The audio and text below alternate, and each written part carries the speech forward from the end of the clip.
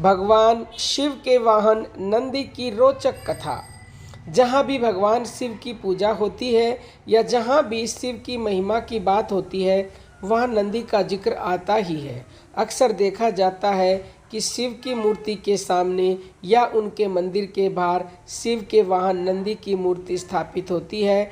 आइए जानते हैं भगवान शिव के वाहन नंदी से संबंधित एक कहानी, जिससे हमें पता चलेगा कि नंदी क्यों और कैसे महादेव की सवारी बने और शिव प्रतिमा के सामने ही क्यों विराजित होते हैं नंदी।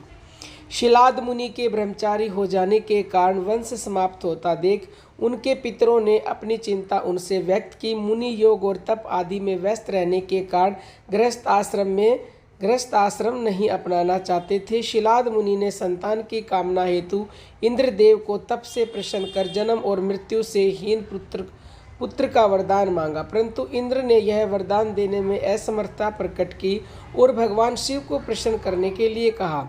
भगवान शंकर ने शिलाद मुनि के कठोर तपस्या से प्रसन्न होकर स्वयं शिलाद के पुत्र रूप में प्रकट होने का वरदान दिया। कुछ समय बाद भूमि जोतते समय शिलाद को एक बालक मिला। शिलाद ने उसका नाम नंदी रखा। उसको बड़ा होते देख भगवान शंकर ने मित्र और वरुण नाम के 2 मुनि शिलाद के आश्रम में भेजे, जिन्होंने नंदी को देखकर भविष्यवाणी की कि नंदी अल्पायु। नंदी को जब यह ज्ञात हुआ तो वह महादेव की आराधना से मृत्यु को जीतने के लिए वन में चला गया। वन में उसने शिव का ध्यान आरंभ किया।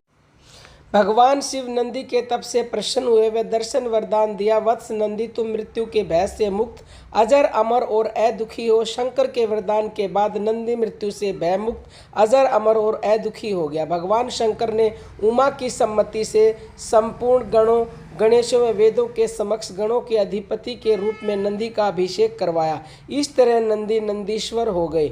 बाद में मरुतों की पुत्री श्वेसा के साथ नंदी का विवाह हुआ। भगवान शंकर ने नंदी को वरदान दिया कि जहाँ पर उनका निवास होगा वहाँ नंदी का भी निवास होगा।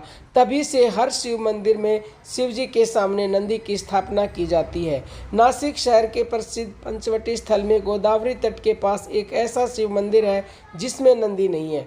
अपनी तरह का यह एक अकेला शिव मंदिर है। पुराणों में कहा गया है कि कपालेश्वर महादेव मंदिर नामक इस स्थल पर किसी समय में भगवान शिव जी ने निवास किया था। यहाँ नंदी के अभाव की कहानी भी बड़ी रोचक है। यह उस समय की बात है जब ब्रह्मदेव के 5 मुख थे। 4 मुख वेदोच्चारण करते थे और 5वां निंदा करता था।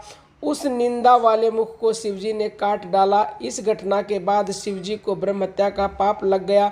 उस पाप से मुक्ति पाने के लिए शिवजी ब्रह्मांड में हर जगह घूमे, लेकिन उन्हें मुक्ति का उपाय नहीं मिला। एक दिन जब वे सोमेश्वर में बैठे थे तब एक बछड़े द्वारा उन्हें इस पाप से मुक्ति का उपाय बताया गया।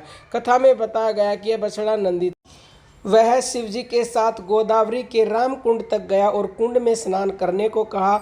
स्नान के बाद शिवजी ब्रह्म हत्या के पाप से मुक्त हो सके।